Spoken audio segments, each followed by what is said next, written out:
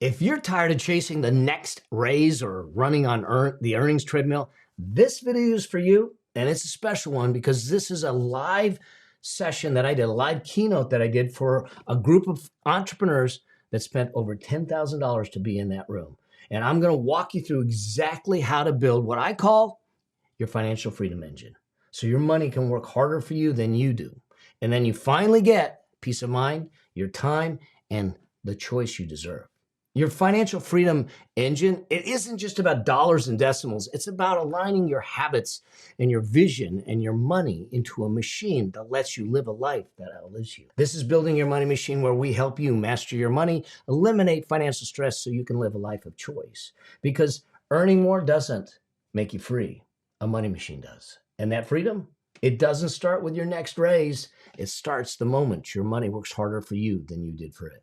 Think of this as a bit of financial education with a side of sarcasm and a whole lot of heart. And I'm your host, Mel Abraham.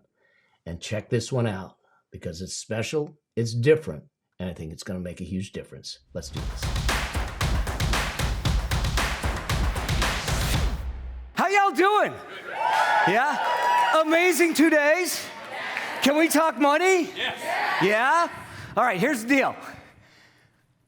I remember starting to talk about money, and I really thought, because I'm an accountant, CPA, I was just going to do the math behind the money. Columns, rows, it adds up, it multiplies, we're going to create wealth. And I quickly found out money isn't about the math. It's about the emotion. Because when it comes down to it, I know a lot of people say money's a tool. I actually don't think it's a tool. I actually think the money that we're trying to create is the paintbrush that we use to paint the masterpiece called our life. Yeah. So here's the deal. Why I say that is because if we're just chasing a number, which I was, early on, I was doing the math, just the number. And so I was just doing the math, thinking that I was gonna make it, and once I had the number, how many of you hit a financial goal? How many of you hit a financial goal? Hands up, high. Cool. And how many of you, keep those hands up, how many of you, after hitting the financial goal, had a feeling of, is that it? Yeah, see those hands? See, the reason for it is because we're looking at the number. We're going to talk about a couple of different things. And I think when we talk about wealth wellness and financial wellness, that I want to make sure that you're doing. Some of them you might have heard before, but the question is, are you doing them? Are they common practice in your life? But I don't ever want you to separate that from life. I don't want you getting to a place. There's so many people that I've worked with, families and things that Brendan said, they have a ton of money, and from the outside, they look wonderful. But they live bankrupt lives. So there's two levels here.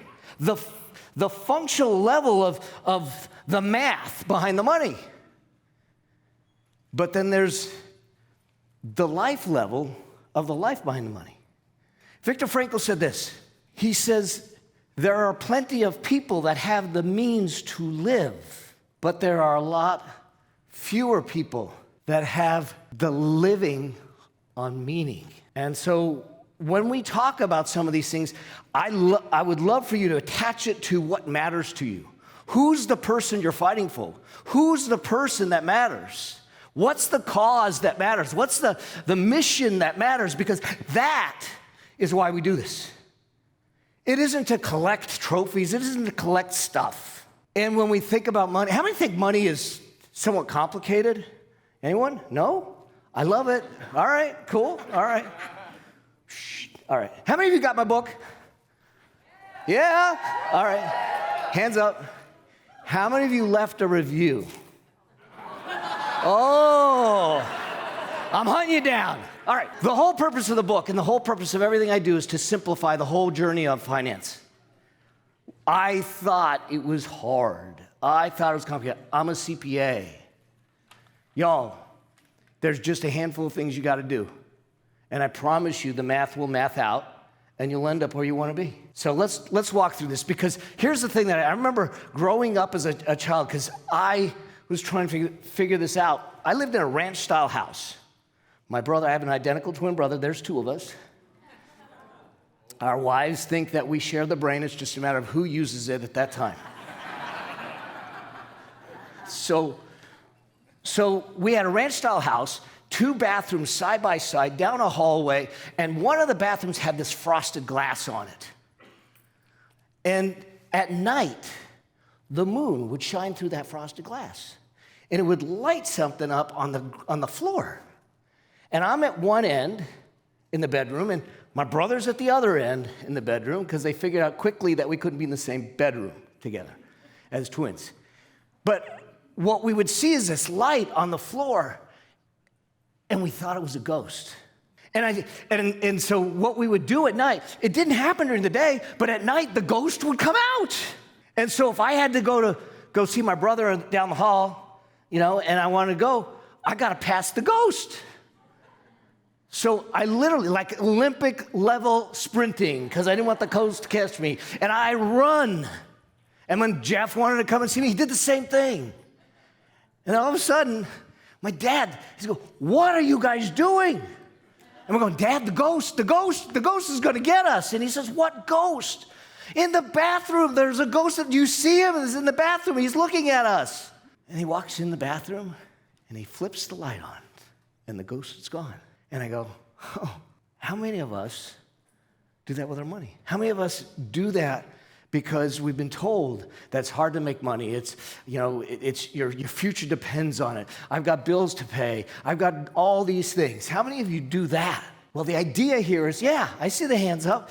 The idea here is to flip the light on, because it's not a ghost. And so let's walk through a couple things. The first point that I want to kind of hit on is this. Does this make sense? Are you ready for this? All right. This is something you've heard before, okay?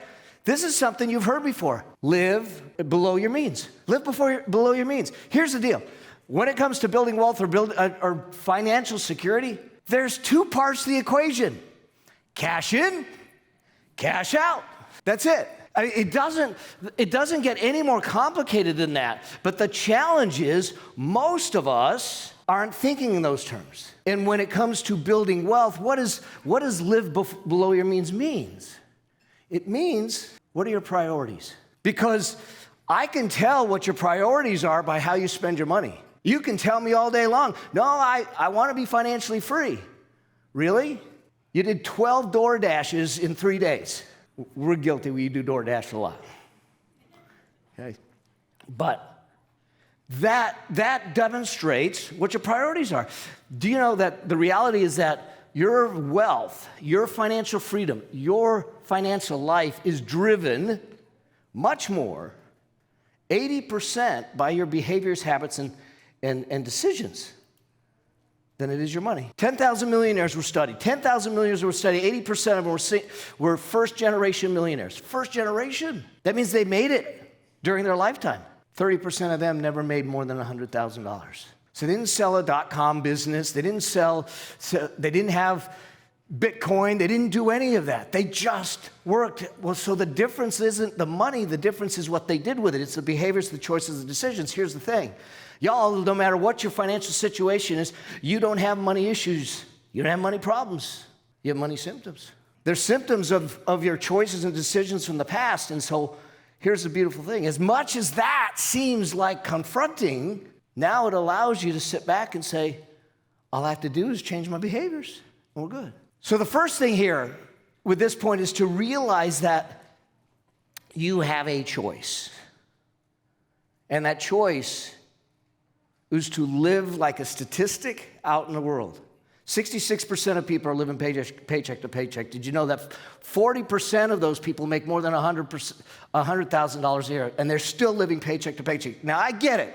I'm not blind to the fact that cost of living has gone up. But I'm also not blind to the fact that we have choice in our life, and that we have the ability to build value, and we have the ability to solve bigger problems, and we have the ability to show up differently and to make different choices at the value that we put out in the world so we can get paid more. Because remember, cash in, cash out is what we're dealing with. And so when you look at that, and you look at that statistic, there was another statistic in the same study, MarketWatch did it, and said that 48% of people said that they felt broke. The problem is that they don't realize that it's a behavior. They're looking at the money. The money doesn't matter. Let's look at your behaviors. Think about what Anthony talked about. Think about what Trina and Kim talked about, what Brendan talked about. In the fitness space, did you know that everything they told you in the fitness space about habits, decisions, and accountability, it's the same thing in the money. Same exact thing. If you can do it with your weight, you can do it with your bank account. Yeah? Can I get it? That's a money? Hell yeah. So that's the thing that we got to start looking. So the first thing is this. I want you to take the time to examine, am I living below my means? Now, it doesn't mean that I have cash left at the end of the day, at the end of the week, or the end of the month. What it means is that are you spending money on the things that bring you joy and that are meaningful to you, and is there something left over? Is there margin in your life to create something beyond that? Because the choices you make today is about your future. How many of you have kids in here? All right. So we have a lot of people who have children here. Here's the other reason to do it. Your children are watching. Many of you know my story. I was a single full-time dad raising my son, Jeremy. He was watching. And there was so many times in my life that I wanted to curl up in pain, especially when I lost the money in the Ponzi scheme, especially when I did that. And someone said to me, he's watching you. And he's going to take a lesson away from this of how to deal with adversity. If you curl up in the corner, which you can do, in difficulty, what do you teach him? But if you beat it, what do you teach him? And so we got up and we went after it and we rebuilt it. So those of you that have children, here's how I want you to think about your money. It has nothing to do with you. We think about weeks, we think about months, we think about years. I want you to start thinking in generations. Think in generations. Imagine what you would do if you started to say, how do I make this move through generations? Not that we're going to ever give the kids money. I got a chapter in the book that says skillsets before assets. They have to earn the right to get it. But what that means is that we have to give them the values to make it happen. All right, so that's the first thing is to start examining where your money is going. Do I have margin at the end of the day? At the end of the week, at the end of the month? And then we'll talk about the second piece.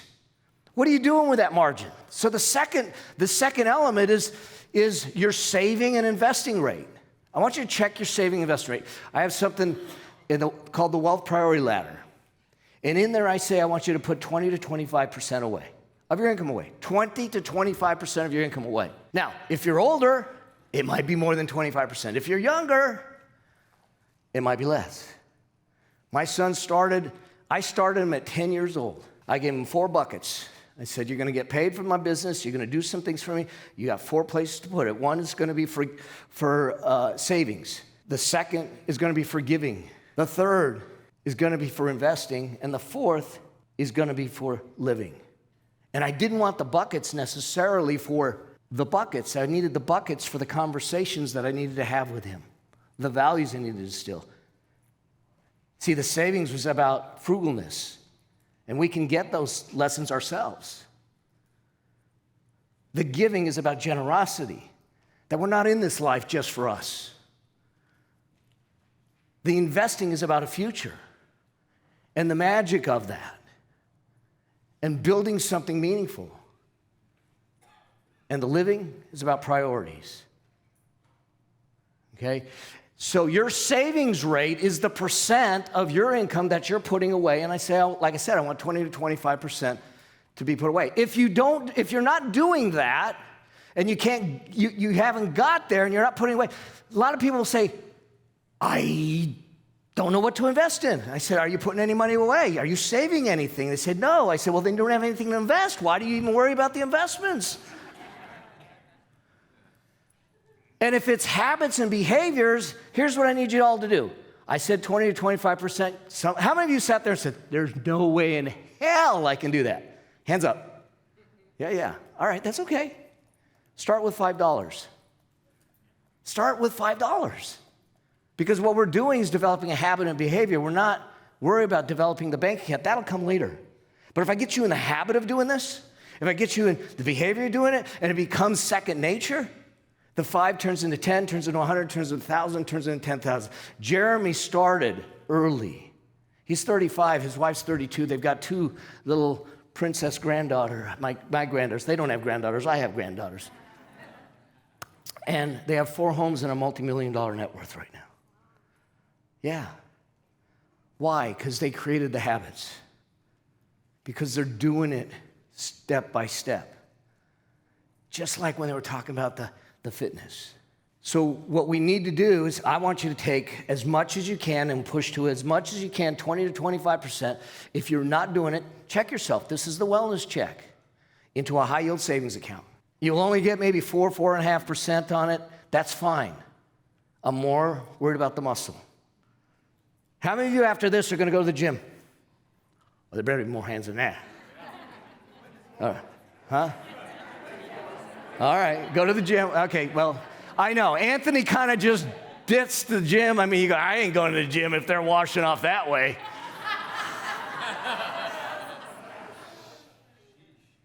But you know, the first time you go into the gym, you're not going to use the big weights. You're going to use the small weights. Same thing with money. So number 2 is we have to push our savings and investing rate as high as possible. That is going to be the determiner of your wealth more so than your income. It will drive your wealth more than anything else. So when you get back, I want you to start to look at it and say, how much of a percentage am I putting away in my 401k, in my other accounts, and start pushing it to 20, 25%. How many of you commit to doing that? I promise you in 12 months, life will be different. Life will be different if you did that. All right. Number 3, the key metric I want you to track is something that we call net worth. This is assets minus liabilities. This is your score on your journey to wealth. It's called net worth. Because I wrote a book called Building Your Money Machine. This is your money machine. Assets are the things you own, but here's the assets I want you to track. The only assets, I want you to track all the assets, but the assets I want you to track really for building a money machine, which is going to give you the financial freedom that you deserve, are the ones that will generate cash flow or build your wealth so you can live off it in the future. That means it takes the residence out of it. It's called investable net worth. All right, I'm getting a little technical, but I think it's really important. I want you to have a machine that generates the cash that allows you to live the life by choice. By choice. I want you to get up every morning. I get up every morning, put my feet on the floor, and just first thing, make sure that I'm still above ground at my age. But I look at it and I go, I put my feet on the floor and I get a chance to make a choice today, to be here, to do the things I get to do. And I want you to have that beautiful choice. Not at the waning years, now. And the way you do that is you track this metric. The way you do that is to sit back and say, this is going to grow with time. I want you to track it every single month. Where did it go? Did it go up? Did it go down? That means your investment accounts, your cash accounts, your 401k, your retirement accounts, all of it. Then the liabilities, that's what you owe. Loans, credit cards, student loans, all that stuff. You subtract it out, that's what's net. That's what's left over. It's as if I took everything I owned and sold it, paid off everything that I owed, I ended up with this dollar amount I can use to live on. That's what we're trying to get to. Because when we build that machine big enough, you're completely free. And here's the definition. I know that from my perspective is this. And is that I need to find a path to separate my earnings from the efforts to earn it. Yeah, because if I don't separate myself from the efforts to earn it, then I am on the earnings treadmill. I am imprisoned by it. If you have to keep running to make money, if you have to keep running to pay bills, that's not freedom. And I know folks that are making in the millions, but they got to keep running, partly because of their lifestyle and their expenses, but they haven't built a machine outside of them. They haven't given themselves the choice to step off the treadmill and say, I'll let the machine run. See, when I got diagnosed with cancer a couple of years in 2019, we had the machine. And I had the blessing, and it was a blessing, and the privilege to be able to say, shut everything down. Let the machine pay. Pick your doctors, fight the devil, fight the demon, and beat it. And be 100% focused on it. That's the beauty of it. So the purpose of building this net worth is to give you the ability to separate your earnings from your efforts to earn it. Doesn't mean you stop earning. I still go out and learn. I'm still making money. I'm still doing the things in the machines in the background doing its thing. But every day I got a choice. I was telling Brendan recently, I was speaking at another conference, and I sit in the back of most of the conferences, and I participate, and they were doing a visioning exercise. And for the first time, I was having a hard time doing the visioning exercise. And I realized everyone's there saying, I want the boat, and I want the yacht, and I want the plane, and I want the big house. And I said, I don't want that because I'm actually blessed that I'm living my vision. Like I called my wife, I said, we're living our vision. And I just realized that we're living it. And so now all of a sudden my vision and my vision board was about meaning, was about moments, was about memories, was about serving, was about generosity. It's a different vision board. Does it make sense? Yeah. How many want that?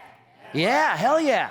So that's how I look at it. Now, I have one other thing that I think is this to me is one of the most important things. How many are in relationships? If your partner's here and your hand's not up, you're going to have a long ride home.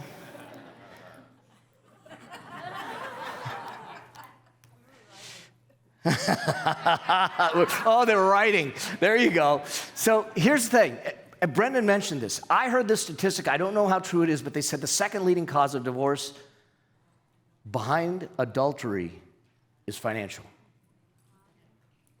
That's crazy. Money's not meant to divide. Money is meant to coalesce, to create, to come together, to paint that masterpiece called life. And here's the reality. Why is that happening? Because we don't know how to bring them in.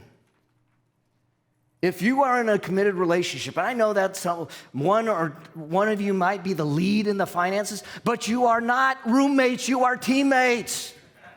Yeah, that means that you gotta have conversations. One of the first things I'll tell couples is that, go have a conversation. Like I told my brother that. And he's a CPA, he knows his stuff. And he goes, yeah. And he's been married like 35 years. He goes, you want me to go talk to Laura? I'm like, yeah. Have the conversation about your life. What is it? Here's the mistake that most couples make, is that they talk about the tactics. They talk about the math like we started. The math doesn't matter. So you're not building math with your partner. You're building life with your partner. Everything starts with a vision for your life. Everything. It's the very reason that the first part of the book is all about the vision, about the life. And when you have a conversation with your partner about the life vision, what you want to create, my wife and I, we've got two beautiful little doggies, not little, 80 pounds each. They still think they're lap dogs. I've been kicked out of the bed. Don't get me going on it. So here's what we do. We get a chance to go for a walk every day with the dogs together and have a conversation. I know Brendan and Denise, they go for walks. They have that conversation about life, what you want, what matters to you, how you want to do it, how you want to live it. And when we have the conversation around money that starts with life, then it informs the roles that we want to have, our responsibilities, who's doing what to create the life. And my wife's doing some amazing stuff that's helping create the life. I'm doing the other stuff to create the life, but we are talking and walking the path together. I have a client that after telling her to go home and have a conversation with her husband, she had a conversation with two very successful folks.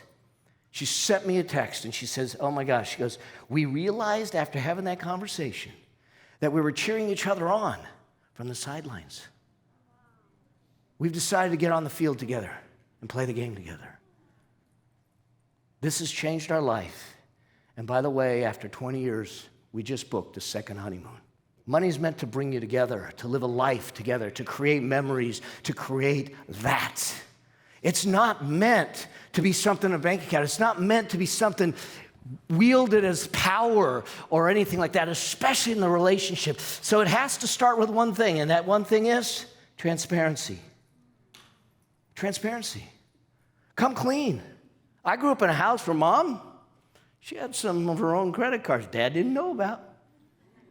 But us kids, we knew what she was buying. It was pre-Amazon, okay? That's not transparency. Frankly, up front, it's financial infidelity. It really is. But when you have transparency about what you want in life, what's going on in your life, how it is, now all of a sudden, other things open up in your life. What else can you do when you're together as a team?